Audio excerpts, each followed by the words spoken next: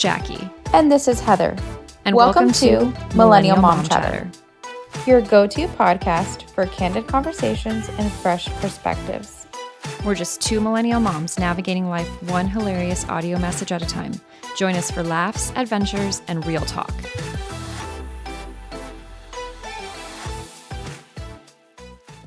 Hi. Welcome to Millennial Mom Chatter. We are back again for another podcast. And it took us a lot to get here. It always does, every week. Look. I was like not feeling great today, and I just popped some Advil, and here we are. I'm back at it. I feel good. No, you look good. You look fresh. So as long as, you're starting to feel better, that's all that matters. Yeah, I don't know what's up with me. I just feel like my body's like falling apart. Like every day it's like I have something like a new pain or whatever, but it's fine. Yeah. It's the summer blues. Here we are.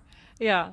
It's midsummer blues. Yeah. And my kids need to go back to school. I need to get back into like a workout routine and eating fine and normal, and it's fine. We'll get back on track. Yeah, for sure. Speaking of wellness, have you seen the new flavor of Poppy's orange cream? I know. I brought one over there for you to try. I know. We're going to try it. Jackie's Yeah, so this is their new summer flavor. I'm here for all the summer flavors. Like, it's orange creamsicle, basically, is like the vibe. And I like it.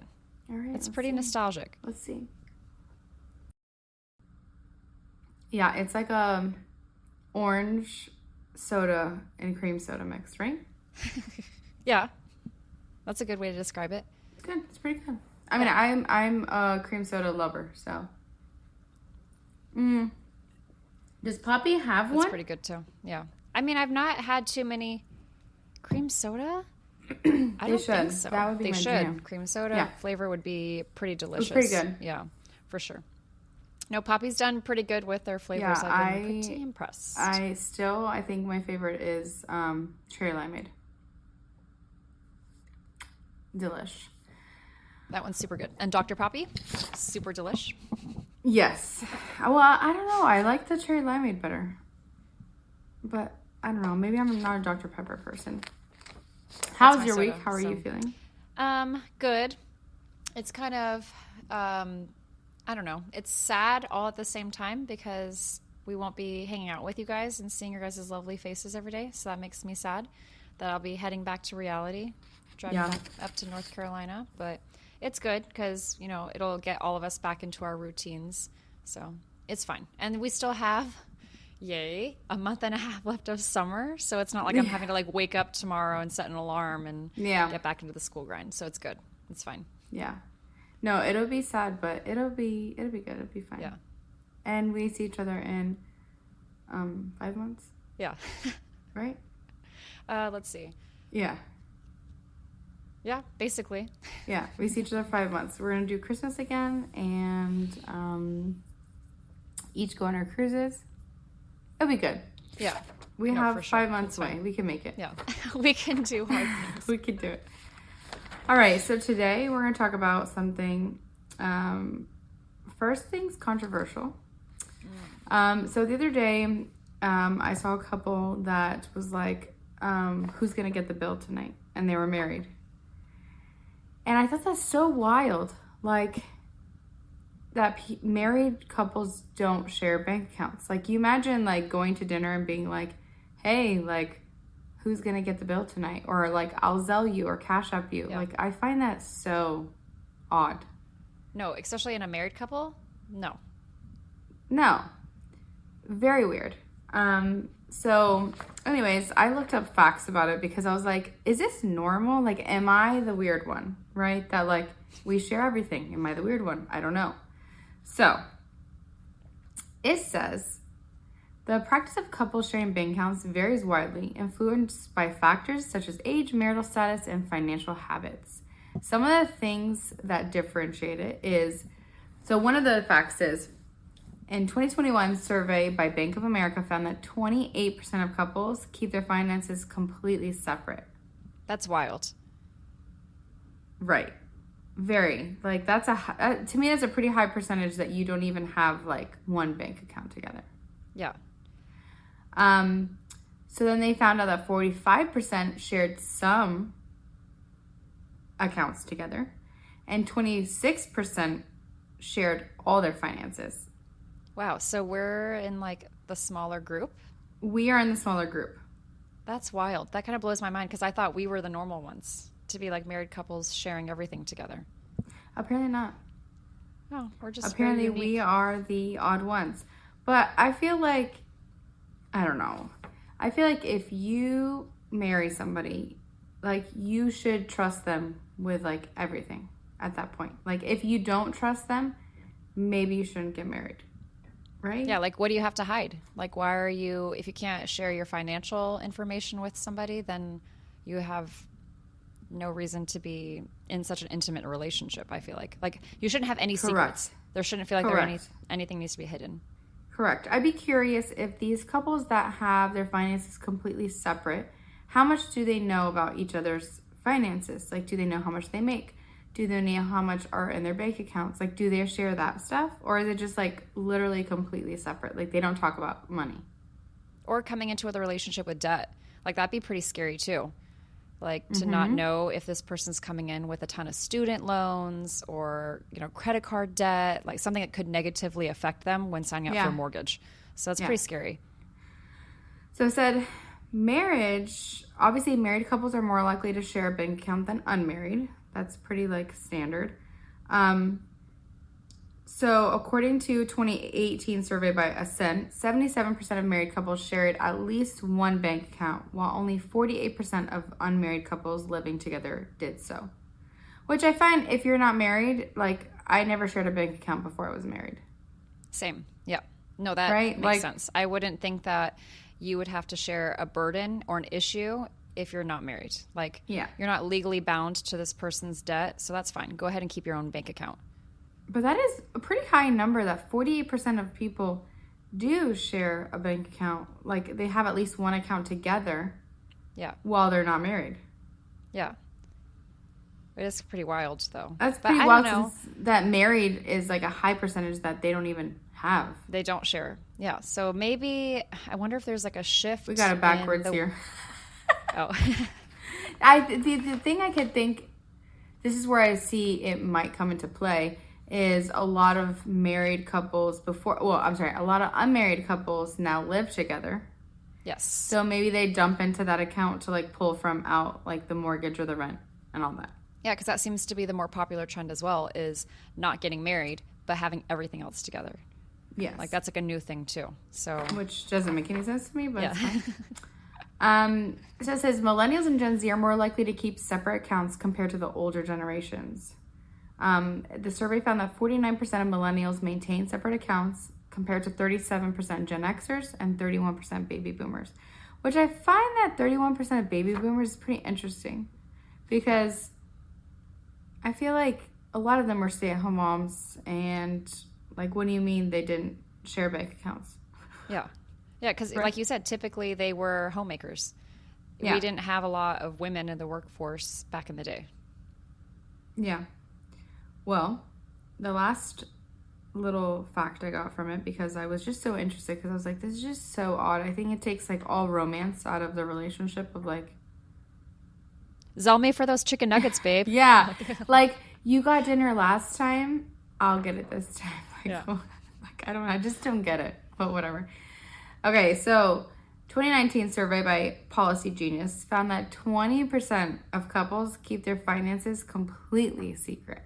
Ooh, I don't like that. No, like what are you hiding? I think they know it might be a area of argument, and they just keep it secret. But if that is something that's like that,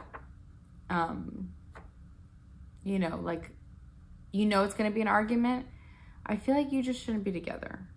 No, because that's one of the things that takes working on a marriage, right? Like, if you can't navigate a conversation about finances, then how can you navigate a conversation about something truly difficult, like, stepping out of a marriage, having children, like real conflict. So if, like, you have to feel like finances need to be kept a secret, what else are you hiding? Mm-hmm. Oh, the last thing, sorry. So the reasons for separate accounts is 31% financial independence. They want to feel like they're independent. And I feel like that comes from the woman. I don't know why. I just feel like it would come from the woman. And then the other reason is avoiding conflicts over money, arguing. And then the other is having different spending habits. So they don't want them to know that they are spending, $4,000 on the Gucci bag. Yeah. That's my guess.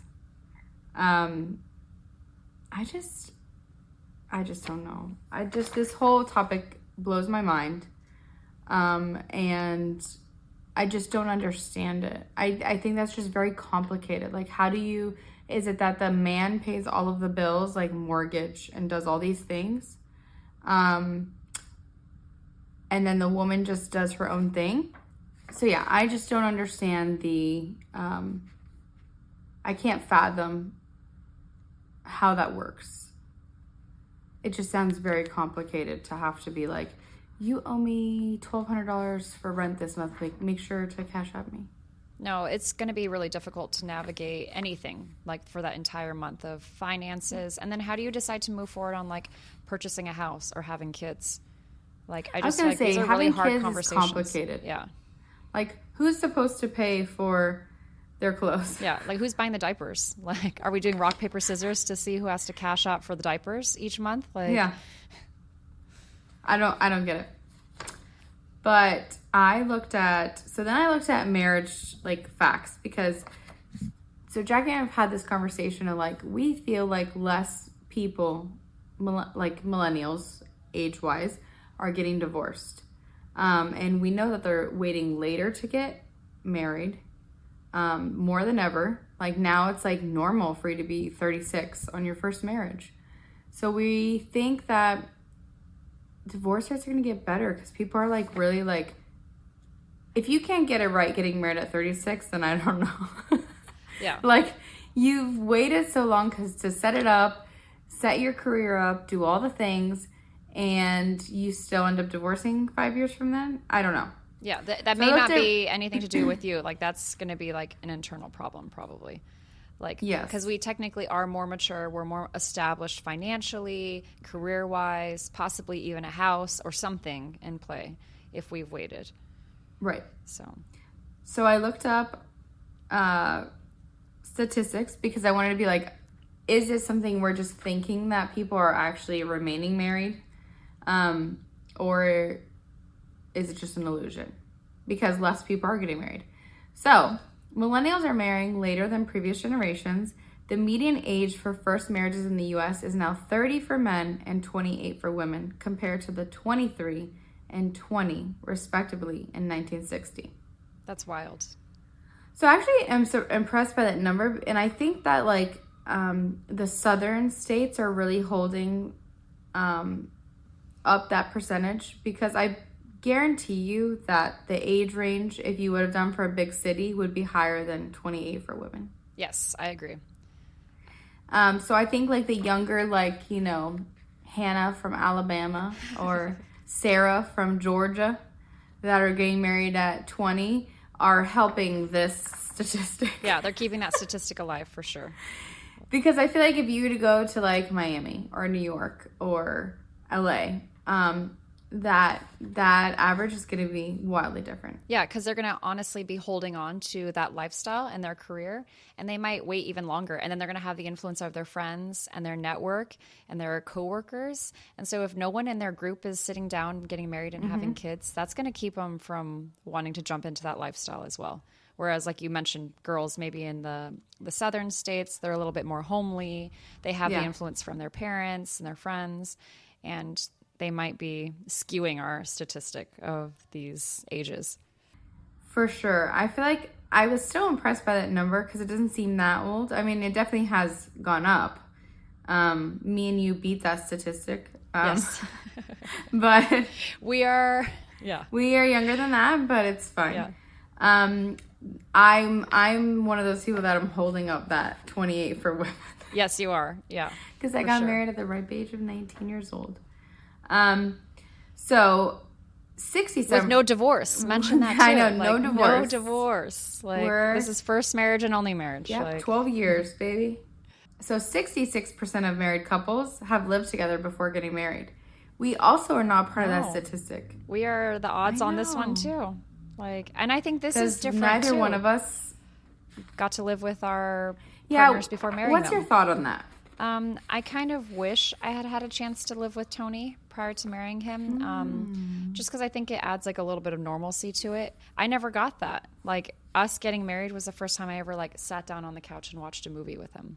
Like the normal stuff. Like, babe, let me cook dinner for you. Like, don't worry about the laundry. I've got it. Like, we never did that. Like, we always were just in like the dating. It was basically dating all through our engagement and everything. So I feel like it would have been cool. Like, I'm romanticizing what you see on TV of like what it looks like to live together and like thinking about what that would have been. But don't you feel like that made it special for the marriage? It did. It certainly did. Because it made it very like baby honeymooner, like really cute, where it was like we got to buy our first welcome mat, our first potted plants together. We got to pick out the bedroom set. So it really did make it kind of a cute experience where we didn't move just from a couple into a marriage home. Like, we really got to have that huge moment of change together. Yeah. I am for married couples not living together before they're married. I think that's what makes a marriage special, is like becoming one and like living together and doing things together. Because I feel like if you do that beforehand, you always ask those couples that have lived together like 3 years before they get married. And you're like, how's married life? They're like, let's stay. Oh, that's true. That's a good point. You know, like there's no like difference. They're like, yeah, we're already living married basically. Like, we just like sign papers. No, that's actually a really good point. And I feel like it almost like takes away the special like becoming one. I don't know. No, there's I don't know. Maybe I'm old school. No, because that's true though. Like, Tony and I got to experience that. You know, we bought our first Christmas tree together. We never got to do that. It was very special to do all that stuff as a married couple for the first time ever. Yeah. And it's special because it's like you're married. It's not like, this is my girlfriend. And eventually she might get kicked to the curb. And I might have to do this experience with someone else. Like, exactly. All right. So it says that percentage of millennials who are married is lower compared to previous generations at the same age.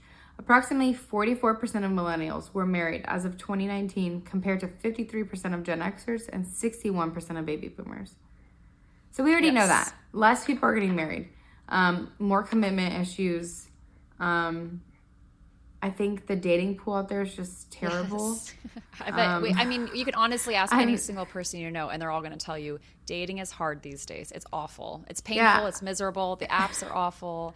The bar scene is awful. So I just couldn't imagine being out there in my 20s or early 30s trying to find Mr. Right now. I feel bad for you girls. I hope you find him.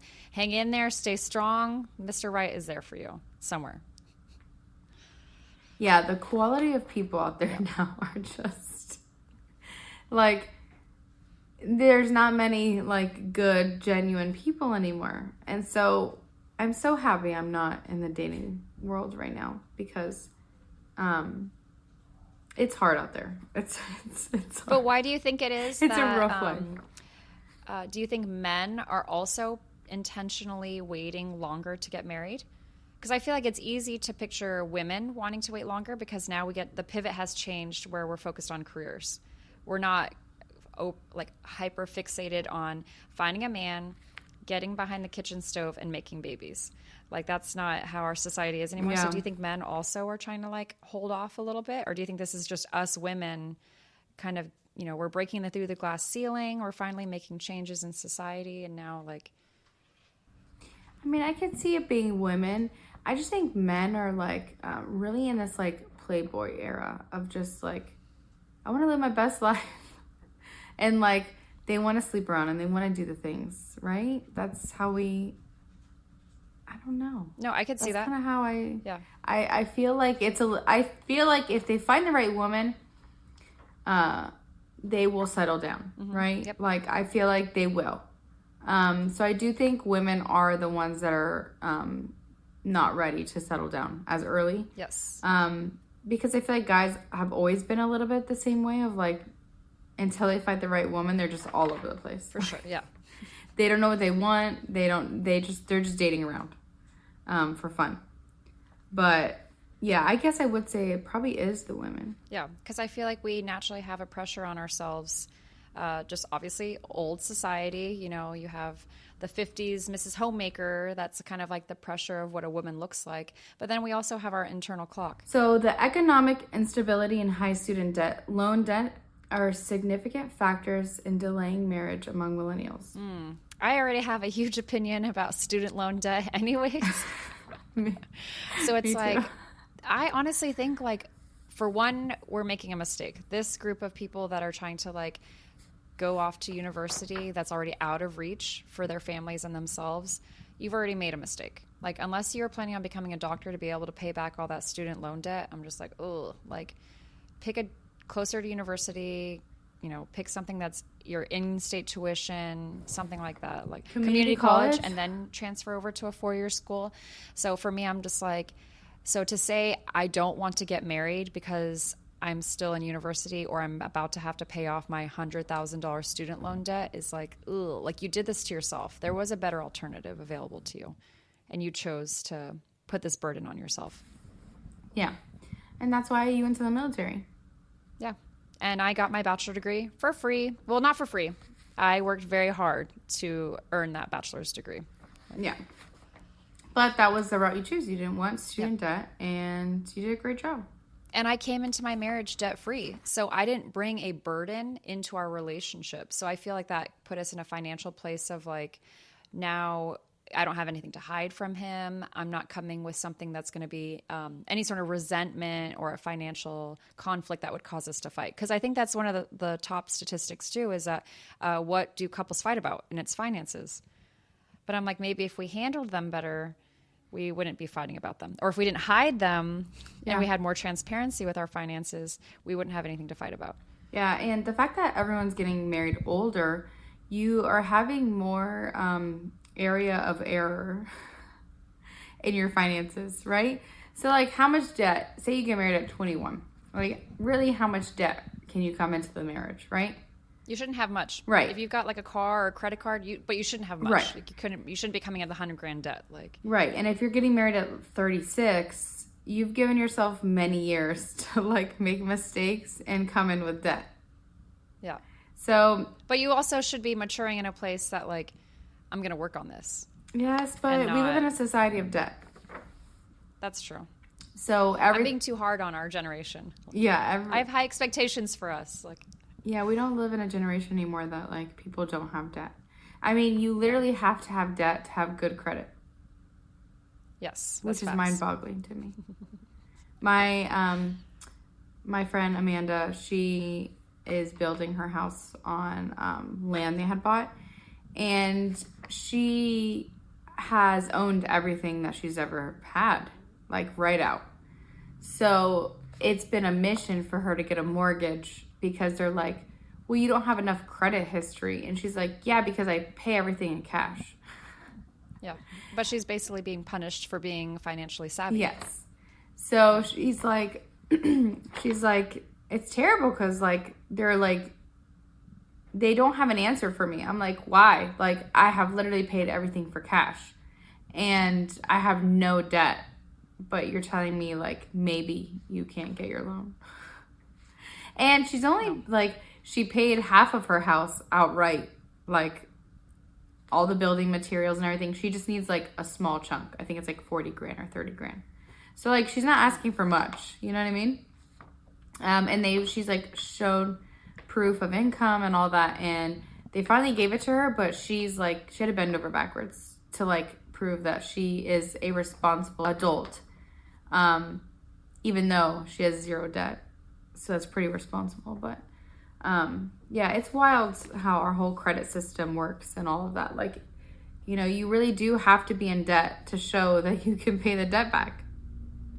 Yeah. I understand the concept, but like if somebody can prove to you that they're, you know, 30 something years old, they've never had debt, and they show you proof of income, then why not give them a chance? Yeah, financial institutions want to see payment history. So if you got no payment history, they really have nothing to trust you on, though. There's nothing on paper that shows we can trust you. Yeah, I mean, she's had credit card and stuff and paid them back, but she just doesn't have like a mortgage or a car on her record. And so that's why they don't like it. But it's fine. It's hard. It's the society we live in now. So actually, this is the most important statistic out of it all. Millennials have a lower divorce rate compared to previous generations. Studies suggest that millennials are 18% less likely to get divorced compared to baby boomers. So we dropped the divorce rate by 18%. Go us. I love that. Yeah. So that makes me feel optimistic for our marriages. Yeah, I think it's like I said, it's like, how can you, I feel like you've got to surely know who you want to marry, right? If you wait till you're 36 to have, like, to start the process of settling down. Like, you know who you are, you're in your career,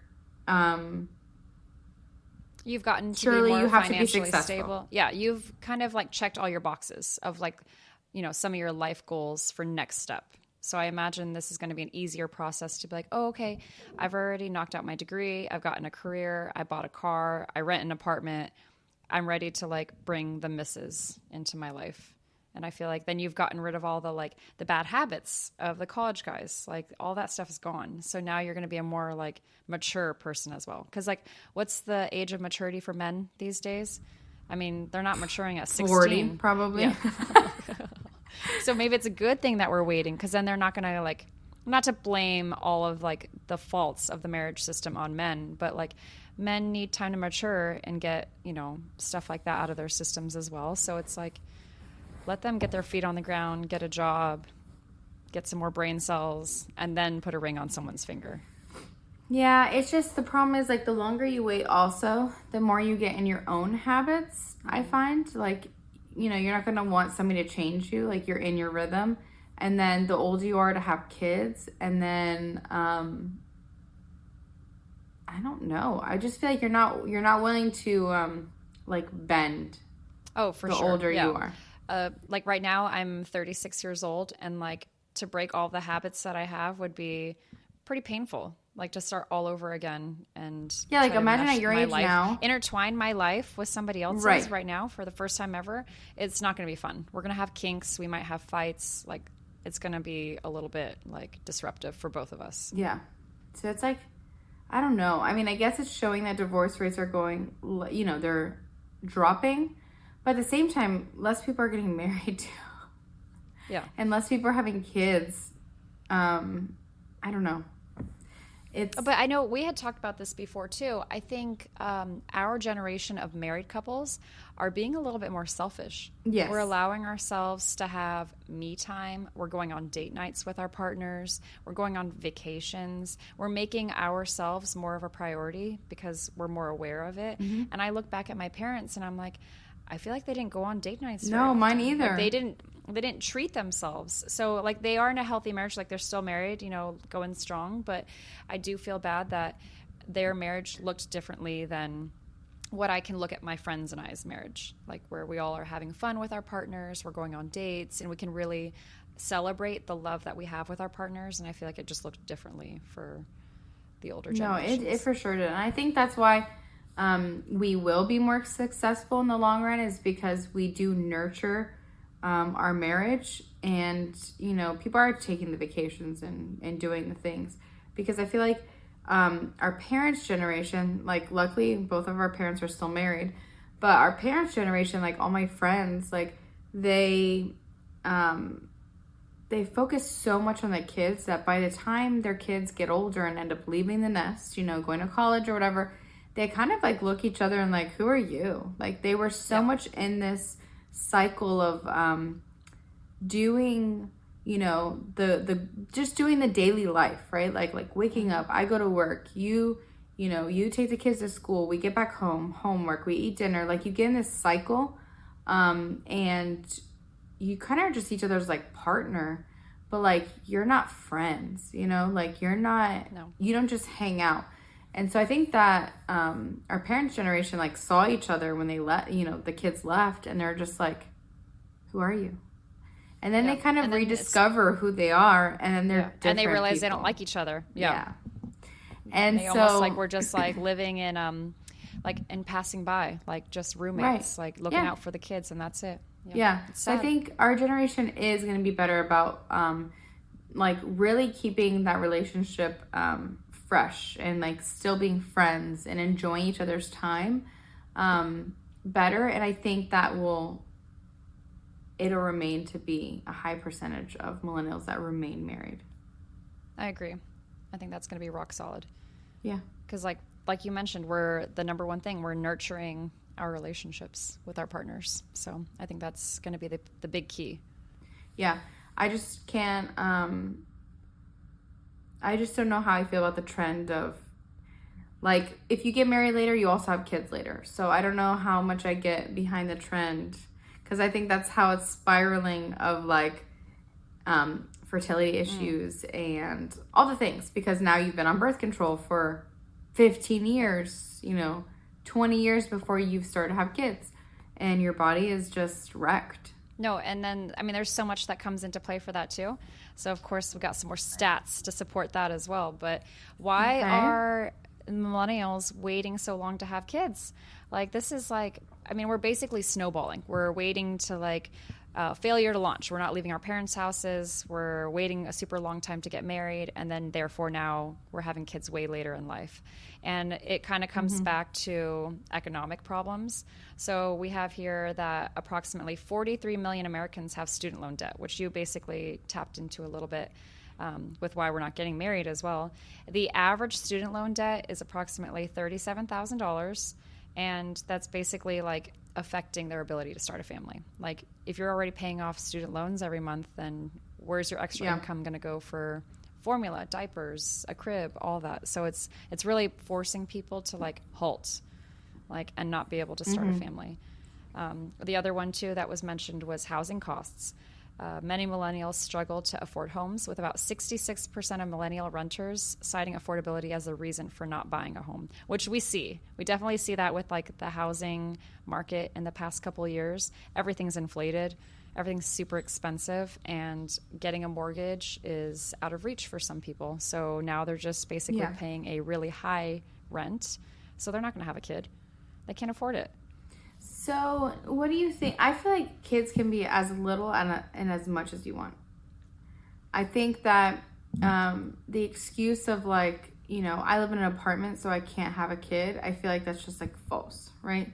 I feel like I would rather live under my means and live like very, humbly, like in a 2-bedroom apartment or 1-bedroom apartment, and have my baby be in the room with us or something, and have a family than wait until I'm old. Yeah, and I think too, speaking as a woman, I definitely did not want to wait till I was like in my late 30s to start having children, just because I know that's going to take a toll. My fertility is going to be decreased at that point.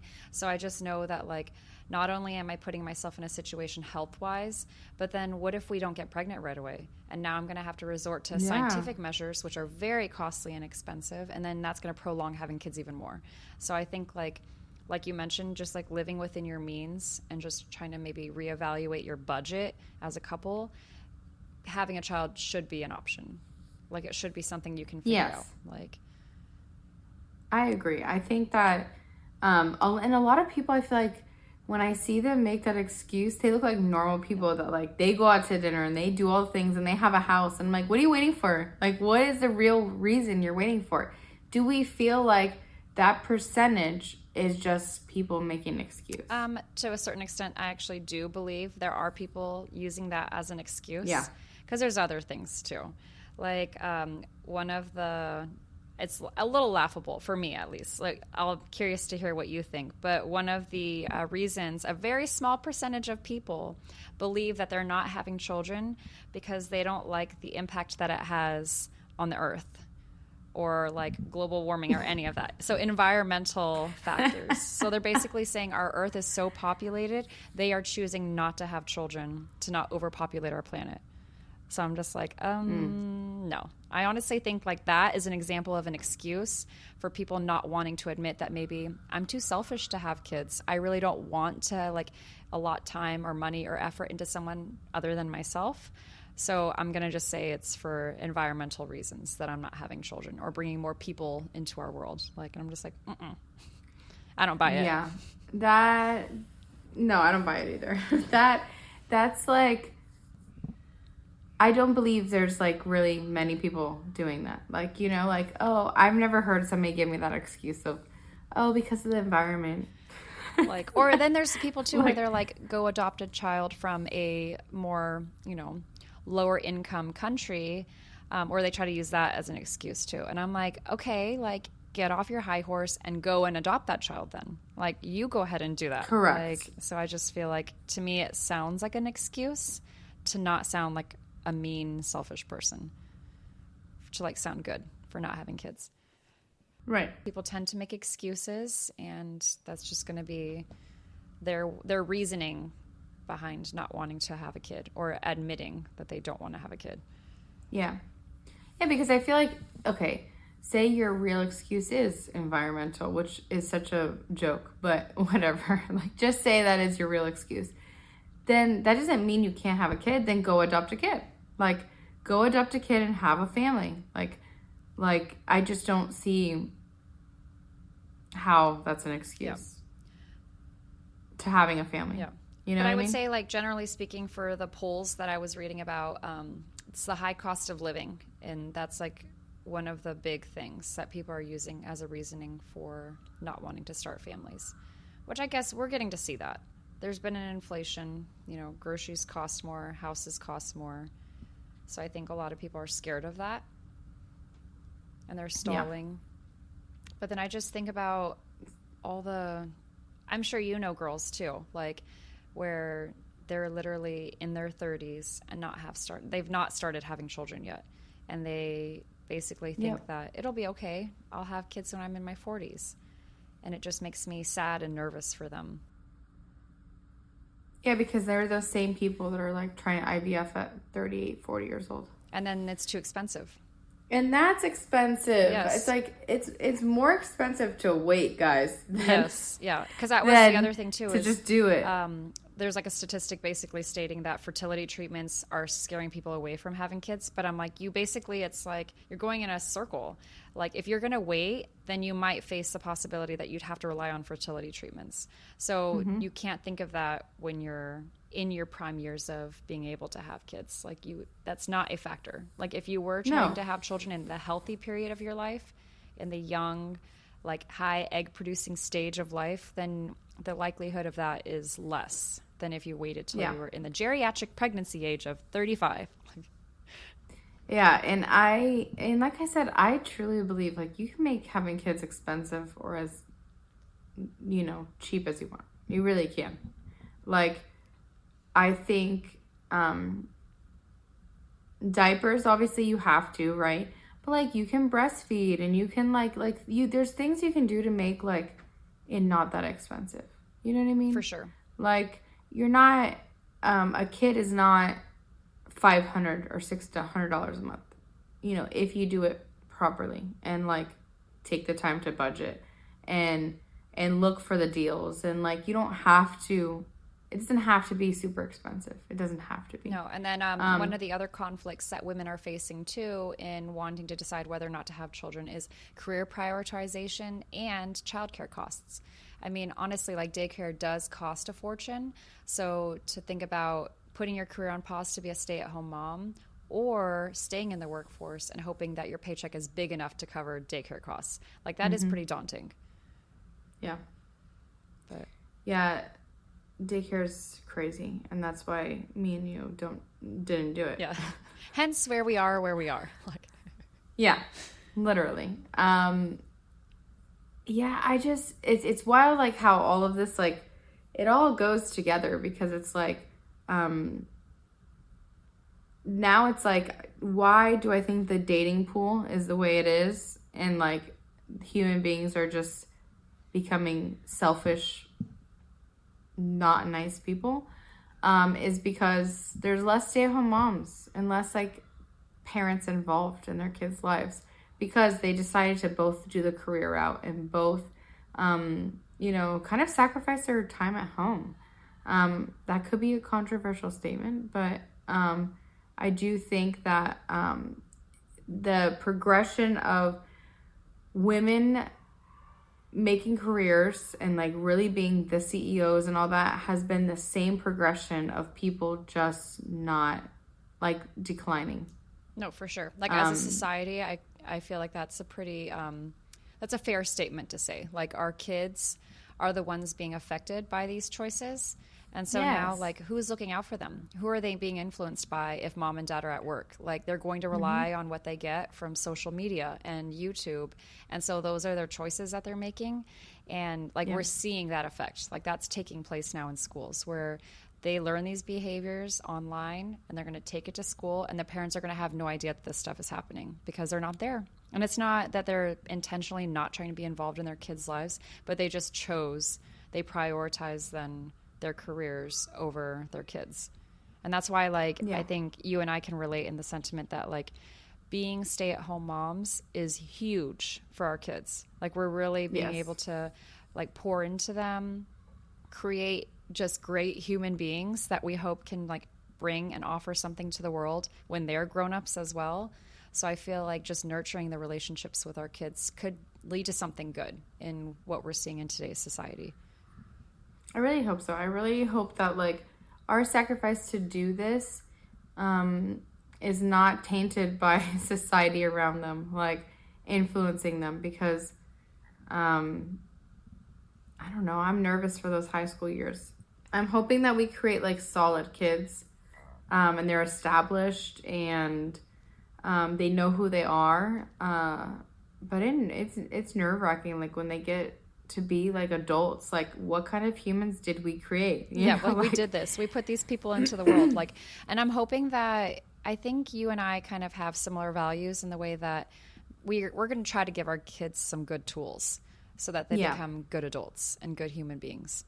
So that's all we can really do and just focus on that each day. And just like you said, we sacrificed careers to be able to be these people for our kids. So yeah. And it is a sacrifice sometimes. Yes, it is. It really feels like a sacrifice.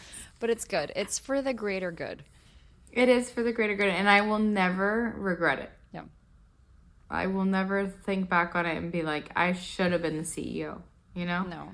Or I should have been this. I will forever be grateful and thankful that I was able to stay home and be there for them. No, for sure. And I think our kids appreciate us for that. Like, you can tell when they're happy to see us and not be stuck in a daycare facility before school and after school. Like, that's not fun. Yeah. Like, to a certain point, these kids, they're going to feel alone.